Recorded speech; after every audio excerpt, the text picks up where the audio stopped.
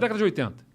Década de 80, o Estado podia emitir títulos da dívida, que é o que o Brasil faz aí, tem os juros, né, títulos da dívida pública e tal, que nada mais é com que, estou lançando esse título que a gente vai remunerar daqui a 10 anos com 10% de juros, assim, assado. Os estados podiam fazer isso também, né, naquele período. E o Estado, então, foi se endividando. E ele ficou com 2 problemas que a gente tem que administrar hoje. Um déficit, um desequilíbrio na aposentadoria, na previdência. Só para dar uma dimensão, o Estado tem 50 mil professores em sala de aula e tem 100 mil professores aposentados. Então você tem 2 professores aposentados para cada um que está na sala de aula. E a mesma coisa na Polícia Militar e em outros setores. O que significa, e a maior parte desses servidores não contribuíram para a Previdência, não há um fundo para remunerá-los. Nem existe a lógica de fundo na Previdência, né? Exatamente. É um negócio de, você que tá jovem dá pro velho e pau no cu do É o próximo. sistema de repartição que chama. Sim. Só que é o seguinte, tem 50 mil trabalhando e contribuindo e tem 100 mil ganhando. Então não fecha essa conta. Então o que acaba acontecendo? De onde que sai o dinheiro para pagar os aposentados? Do Tesouro. O que é o Tesouro? É o povo. É dívida. Não, o povo com o seu imposto. Sim. A dívida foi naquele período lá. Só que hoje em dia, aí o que aconteceu? Você tem... Chega no Plano Real, 94, e aí o governo, para poder estabilizar a economia, o que ele faz? Uma das questões que gerava inflação, que pressionava a inflação os governos gastam mais do que eles têm dinheiro para gastar, e isso pressiona a inflação. Isso é um fator de inflação. Então tem que vedar que entes subnacionais, os governos subnacionais, possam se endividar. O que faz o governo federal? Ele encampa a dívida toda, ele traz a dívida toda dos estados para ele e os estados passam a dever para o governo federal. Então a gente tem uma dívida gigantesca com o governo federal, que está se pagando desde então, que não se termina de pagar. Quantos bilhões são? Sabe? Cara, o estoque é, se não me engano, 70 bilhões de reais. Tá? Para um estado pagar sozinho. Sim, os maiores devedores são São Paulo, Minas Gerais, Rio Grande do Sul, Rio de Janeiro. Quantos bilionários tem Rio Grande do Sul? Pega os 4 aí e a gente paga essa porra. Pois é, antes fosse assim, né? E aí o que acaba acontecendo então a gente tem um déficit na Previdência e que é mais ou menos o seguinte, né? Você está gastando dinheiro do presente, porque a gente paga... Como é que paga a aposentadoria?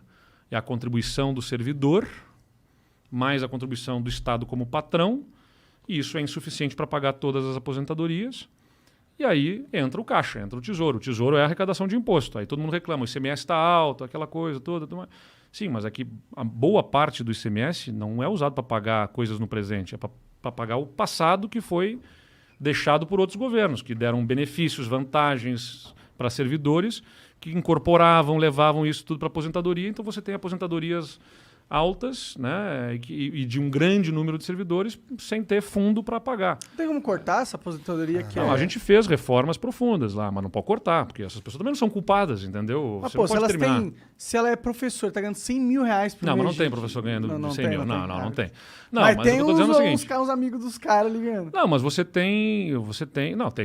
tem servidores de alto escalão ganhando muito. E tem também, eventualmente, o que acaba acontecendo de distorção? Um professor lá conseguiu acumular mais vantagens que o outro e levou aquilo para a aposentadoria. O outro não conseguiu acumular tanto, ganha menos. Então tem muitas distorções na forma de remuneração. O que a gente fez? Eu fui muito sincero na campanha. Não tem como... O Estado estava por 3 anos sem conseguir pagar o salário do servidor em dia. O último dia útil você tem que pagar o salário do servidor. O Estado não conseguia pagar. Então ele chegava lá no último dia útil, não tem dinheiro. Vou te pagar daqui a 5 dias, 10 dias, nós vamos pagar todos os servidores R$1.000. Depois, mais 5 dias, vai pagar mais 2.000. E aí, às vezes, começou a encostar na folha seguinte. Tinha que estar pagando a folha do mês seguinte e não tinha terminado de pagar a folha do mês anterior. E isso ficou por 5 anos. Quando eu assumi, já estava em 3 anos que estava o salário sendo pago dessa forma. E eu falei na campanha, não tem como resolver uma situação dramática nas contas com soluções simpáticas. Vai ser antipático. Pô, tu falou isso na campanha e ganhou? Falei na campanha, pode consultar lá. E aí eu disse, nós vamos ter que discutir carreira dos servidores, vamos ter que discutir previdência para poder ajustar esse Estado. Aí ganhei a eleição. O que eu faço? A primeira coisa, eu chamo deputados, vou na bancada dos deputados, inclusive os de oposição, não esperando que eles fossem me apoiar, me ajudar nas minhas medidas. Mas eu digo o seguinte, olha, eu fui eleito com uma agenda. Tá? Eu falei dessa agenda e eu estou trazendo essa agenda aqui para vocês. Vocês foram eleitos com a agenda de vocês. Não é o deputado A ou B. É uma parte do povo gaúcho que está ali, que pensa de um outro jeito. E eu governo para esse povo também. Eu tenho que ouvir, entendeu? Claro. O que eu acho que está errado na política brasileira é porque está essa coisa do um contra o outro para tentar destruir quem pensa diferente. Eu acho que a gente tem que enfrentar as ideias, a gente tem que enfrentar os problemas e não enfrentar as pessoas. Tem lá uma bancada de oposição em 55 deputados, que hoje no Rio Grande do Sul essa bancada de oposição tem 15 deputados, tá? De oposição declarada assim, ao governo que pensa de outro jeito. Não são 15 deputados, é uma parcela do povo gaúcho que está ali representado, que pensa daquele jeito. E eu preciso entender, ouvir, debater e ganhar com base nos argumentos, e não tentando passar por cima dessas pessoas, tentando destruir eles. Aí o que eu faço? Assumo o governo e vou em cada um dos sindicatos. Janeiro, fevereiro de 2019, eu fui lá no sindicato dos professores, na associação dos policiais, no sindicato dos agentes penitenciários, em cada um deles, fui na sede de cada um deles e disse, nós vamos propor para vocês coisas que vocês não vão gostar. Mas eu assumo um compromisso com vocês. Vocês vão saber antes de eu mandar para a Assembleia e vão ter a oportunidade de contestar para mim. Então organizei lá, determinei a minha equipe, vamos bolar os planos, os projetos, tudo mais. E vamos levar para... Aí chegamos no final do ano, organiza numa cartilhazinha para poder... Porque não adianta pegar e mostrar um projeto lá complexo, né? Organiza uma cartilhazinha mostrando o que está na lei, o que a gente quer mudar, como é que vai ficar, e na outra coluna, por quê, né? Qual é a razão da gente estar propondo aquela alteração. Fizemos uma cartilha e tudo mais. E aí voltei depois lá, setembro, outubro de 2019, e chamei cada sindicato e fiz uma apresentação para cada um deles. Assim, tinha dias que eu tinha reunião com 3, 4 sindicatos na colada, assim, um depois do outro apresentando, isso vai ficar assim, isso vai ficar desse jeito e tudo mais. Agora eu estou passando para vocês têm um prazo para me devolverem com as considerações de vocês. Né? Eu sabia que eles não iam gostar, que eles iam protestar. Eles não gostaram. Mas eventualmente vinham contribuições que a gente fez até concessões, entendeu? Vieram contribuições legais sim, mesmo? em alguns casos. Aqui dá para atender o negócio do Vale Alimentação, aquilo que dava para atender sem quebrar a espinha dorsal das reformas que a gente estava fazendo, a gente buscou atender. Então teve um bom diálogo, né? Então acho que a gente é um bom exemplo no Rio Grande do Sul, não apenas do que se fez, mas do como se fez. Entendeu? Sem passar por cima de ninguém, com diálogo, o que não significa convergência em todos os temas, não é? Não ficamos esperando consenso, porque também o diálogo não é um fim em si mesmo, né? Você dialoga, tem que tomar decisão e fazer. Porque senão você fica só discute, legal, discutimos, não chegamos a lugar nenhum. Então você tem que ter diálogo e decisão e faz a coisa acontecer. Cara, o resultado é que o Rio Grande do Sul, eu tenho bastante orgulho do que a gente fez lá, porque eu assumi um governo que em janeiro de 2019 não estava pagando salário do servidor em dia. Não conseguia pagar os hospitais, estava 3 meses os hospitais sem receber no estado, estavam parando cirurgias, parando procedimentos. Os municípios estavam sem receber por 6 meses os repasses da área da saúde do estado, para financiar programa de UPA, SAMU, entre outras coisas que o Estado cofinancia, ele paga junto com o Ministério da Saúde aqueles programas. O Estado estava sem pagar. Tinha uma dívida na saúde de 1 bilhão e 100 milhões de reais entre fornecedores de medicamentos, os municípios e os hospitais. Então o Estado não pagava salário, estava sem pagar fornecedores, não fazia nenhum investimento, as estradas deterioradas, muita dificuldade. Nossa, absurdamente quebrado mesmo. Total. Ultimate. Não estou fazendo drama aqui, é só pegar lá ranking da competitividade dos estados, vai ver que o Rio Grande do Sul era o último em solidez fiscal, né, que é o que diz da incapacidade de a receita cobrir a despesa. E, além de tudo, estava com o ICMS aumentado, porque como o Estado estava quebrado, eles aumentaram, né, o ICMS, e eu tive até que pedir prorrogação daquele aumento extraordinário de ICMS, porque me dá tempo para arrumar as coisas para a gente poder promover a redução de imposto. Então, combustível, energia, comunicação com alíquotas majoradas e a alíquota básica do Estado também. A gente fez reformas muito duras, antipáticas, como eu disse. Tinha 10 mil servidores manifestando no dia da votação contra, né? Mas a Assembleia encarou, votou, e a gente conseguiu fazer uma redução substancial da despesa com a folha de pagamento. No ano passado, a gente conseguiu reduzir 700 milhões de reais a despesa com a folha. Por mês ou por ano isso? Por ano. Esse ano vai economizar 1 bilhão de reais, no ano que vem 1 bilhão e 300. Então, quer dizer, o que quer dizer isso? Se eu não tivesse feito as reformas, eu teria que achar 3 bilhões de reais entre 2020, 2021 e 2022 para pagar as contas. E esses 3 bilhões iam sair da onde? Iam sair de precarização de serviços, de aumento de impostos ou qualquer coisa assim.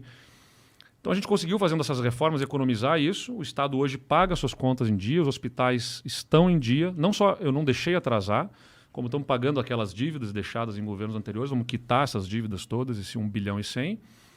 E a gente está anunciando um programa amplo de investimentos no Estado que em todos os setores é histórico. Só para dar um exemplo, estradas, o Estado conseguia botar 130 milhões por ano, a gente está botando 1 bilhão e 300 milhões de reais agora para recuperar as estradas do Estado. A saúde também, o maior investimento dos últimos 20 anos em reformas de hospitais e tal. E ainda estamos reduzindo o imposto. Quer dizer, aquela alíquota majorada de ICMS no combustível, na energia e na comunicação, já em alguns, na alíquota básica já caiu uma parte esse ano, vai cair no ano que vem. No ano que vem todas as alíquotas voltam aos patamares anteriores, sem que o Estado quebre, né? Porque a gente conseguiu ajustar a nossa despesa. Isso é bom, porque é difícil um cara querer baixar imposto, né, mano? E quando baixa, fica difícil pro cara querer subir também depois, né? Mas assim, você tem que conquistar isso, né? Você tem que, não é assim, ó, vou lá baixar o imposto. Bom, e aí quebra, não paga as contas, é pior. Então você tem que fazer reforma, acertar e tal. É o que eu penso que o Brasil também tem que fazer, entendeu? E de onde veio o dinheiro que você usou para... Foi só na economia ou gerou mais dinheiro de alguma forma? Eu trabalhei de duas formas, né? As reformas para dentro do governo, para reduzir despesa, e as privatizações, né? Então a gente privatizou a nossa companhia de energia elétrica, a distribuidora e a transmissora já foram vendidas, a gente está vendendo a geradora de energia também, tem uma companhia de gás e a gente acabou de aprovar a privatização da companhia de saneamento. Tem mais coisa para privatizar, não? Ainda ficará o banco do Estado. O Estado ainda tem um banco. Tá? Essa discussão vai ter que vir para frente. Só que aí, Monark, investimento, não preciso ter a LTW aqui para me dizer isso, né? O que é o investimento? Você tem que escolher, você tem um recurso limitado e você escolhe onde é que você vai colocar, né? Você não pode comprar todas as ações, não pode colocar em todos os fundos de investimento, você vai ter que escolher onde vai colocar. Capital político é a mesma coisa. Você tem que estabelecer prioridades, né? Você não vai conseguir fazer tudo. Então, onde é que eu vou fazer primeiro? Essas empresas que a gente privatizou eram as mais urgentes. Né? Por quê? Porque elas tinham concessão pública. Não estou falando demais aqui, só para dizer. Me interrompam. Vai começar a dormir aqui, você está tomando um vinho aí, vai começar a dormir me assistindo falar. Cara. Faz a propaganda pro pessoal lá demais, da Casa Valduga. Casa Valduga, origem, Cabernet Sauvignon. Olha aí, ó. Bom demais, inclusive. Nossa, assim, a gente está interessado, cara, por isso que a gente está interrompendo você. A empresa de energia do Estado estava sem conseguir pagar o ICMS.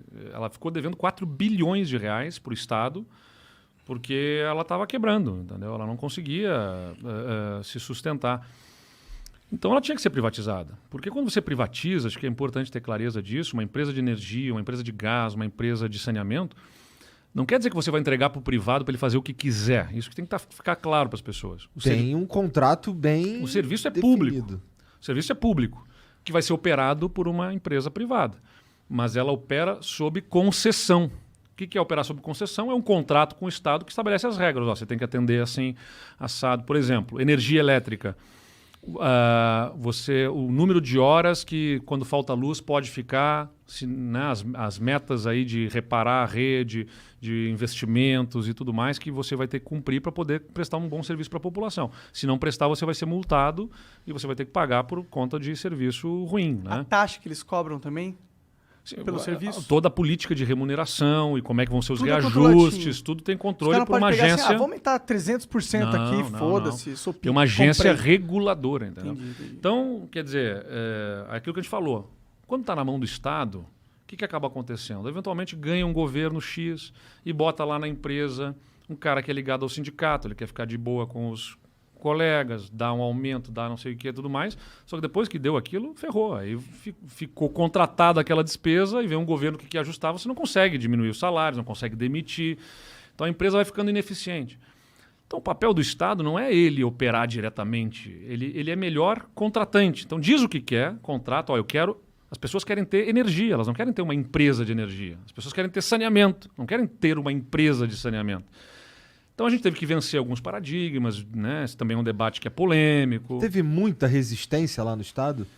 Historicamente, o Rio Grande do Sul é um estado que sempre foi resistente a esse tipo de debate, né? Por isso que eu me sinto preparado para debater outros temas aí que venham pela frente para o país, Porque o Rio Grande do Sul é um bom, vamos dizer assim... É uma escola legal. É uma boa escola, né?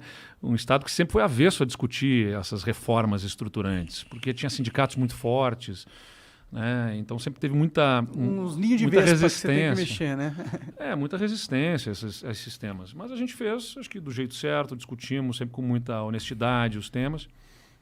E aí fomos avançando nessas pautas. Então o que acontece? A gente botou a nossa despesa equilibrada com a nossa receita e de outro lado está entrando dinheiro extra por conta das vendas das empresas.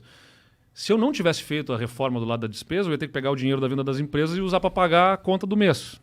Mas como eu fiz as duas coisas, a gente equilibrou a despesa com a receita e a receita das privatizações pode virar investimento. E aí é esse dinheiro das privatizações que está virando estrada, está virando hospital, está virando investimento na cultura. A gente está fazendo o maior investimento da história da cultura, inclusive, né, para sustentar a falta de investimento do governo federal.